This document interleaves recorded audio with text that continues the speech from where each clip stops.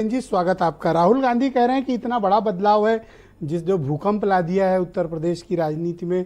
क्या आपको लगता है कि राहुल गांधी और अखिलेश यादव की जोड़ी अब उत्तर प्रदेश के अपकमिंग इलेक्शन, अब असेंबली जो 3 साल बाद होने हैं, तब तक ये मुद्दे, ये इश्यूज, ये लीडरशिप, ये गठबंधन रहा, छत्तीसगढ़ रहा, बीजेपी को वहां पर भरपूर समर्थन मिला। अगर देश में महाराष्ट्र और उत्तर प्रदेश छोड़ दिया जाए और राजस्थान थोड़ा बहुत, तो बीजेपी पूरे देश में बेहतर प्रदर्शन कर पाई।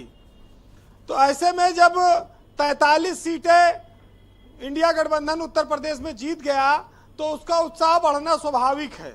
राहुल गांधी और अखिलेश यादव, जिनको दो लड़कों की जोड़ी कहा जाता था, दो शहजादे कहा जाता था, अब वो जोड़ी हिट हो गई और यूपी से हिट हुई, तो स्वाभाविक है कि यूपी पर उनका फोकस बढ़ेगा और विधानसभा चुनाव की तैयारी को लेकर ये लोग आगे उसी उत्साह के साथ बढ़ना चाहते हैं।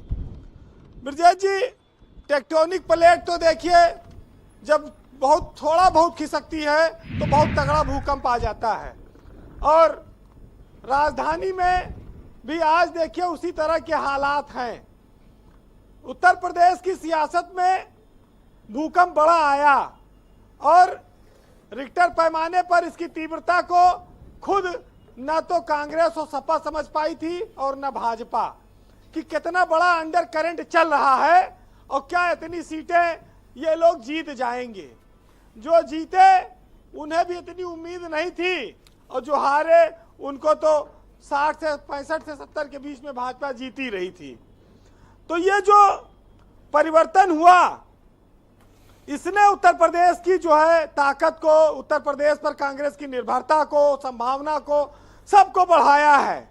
और अभी तो बीजेपी में सीटवार हार की समीक्षा चल रही है, शुरू हो गई है, लेकिन कोई ठोस नतीजा अभी नहीं निकला है।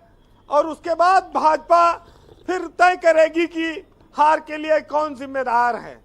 लेकिन इस टेक्टोनिक प्लेट की एक नई परीक्षा 10 विधानसभा के उपचुनाव से होने वाली है, जो विगत 4-5 महीने के भीतर होंगे और फिर उसमें दिखाई पड़ेगा कि कौन स्थिति कहां है। एक चीज जो बार बार लोग चर्चा करते हैं कि दलित वोट जो गया इंडिया गठबंधन में, उसके लिए कांग्रेस एक सीढ़ी बनी। दलित सीधे सीधे सपा को वोट नहीं करना चाहता था, या लोग बताते कि वो हिचकिचा रहा था। कांग्रेस की जब उसको सीढ़ी मिल गई तो उस पर चढ़ के वो सपा के साइकिल तक चला गया। तो ये एक एडवांटेज उत्तर प्रदेश की सियासत में कांग्रेस को मिला है अभी तक, जिसके पास न कोई संगठन था, ना कोई उसके पास लहर थी, ना माहौल था। लेकिन दलित वोटों को थोड़ा बहुत वो अपनी ओर खींचने में कामयाब रहे, ये उनके लिए एक बहुत बड़ा फायदा है और समाजवादी पार्टी को भी इसका एक फायदा मिला है। वैसे भाजपा की तो डबल इंजन की सरकार कही जाती है, यूपी में और केंद्र में। अब दो युवाओं ने भी मिलकर एक डबल इंजन बना लिया है। अब वो केंद्र में दोनों बैठेंगे लोकसभा में, तो ये डबल इंजन से टकराएगा तो फिर देखिए कितना धुआं और आग निकलती है।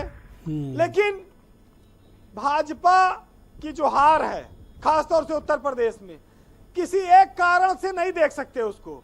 आप उस पर बेरोजगारी भी जोड़ सकते हैं, महंगाई जोड़ सकते हैं, अग्निवीर जोड़ सकते हैं, बार बार टिकट देना जोड़ सकते हैं, और नेताओं के जो तौर तरीके हैं। आज एक बड़े सीनियर पॉलिटिशियन मुझे मिले थे और वो कह रहे थे कि दरअसल बीजेपी के प्रत्याशियों ने टिकट को ही सर्टिफिकेट मान लिया था।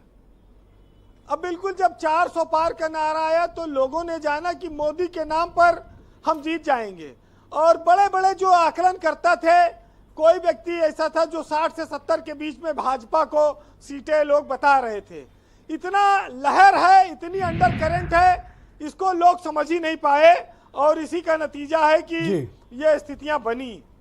वैसे उत्तर प्रदेश जैसे बड़े राज्य में एक चीज और कहना मुनासिब होगा कि जो शासन करते हैं उन्हें यह अवश्य देखना चाहिए कि शासन के प्रति जनता की प्रतिक्रिया कैसी है, क्योंकि लोकतंत्र में अंततः जनता निर्णायक है। 5 साल बाद वो फैसला देगी।